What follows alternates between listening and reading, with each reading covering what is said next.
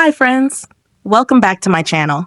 In today's video, I'm going to show you how to turn off the keyboard typing sound on the Samsung Galaxy S23 Plus.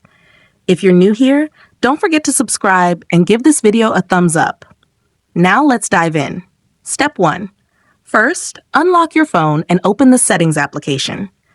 This is where you can find various customization options for your device, including display settings, security settings, and accessibility features. Step 2. Now, locate the search icon in the top right corner and tap on it. The search feature makes it much easier to find specific options without having to scroll through multiple menus manually. Step 3. In the search bar, type System Sound and wait for the results to appear. This will bring up relevant options related to sound settings on your device. Step 4. After performing the search, find the System Sound option from the search results and tap on it. Choose the System Sound option again. Step 5.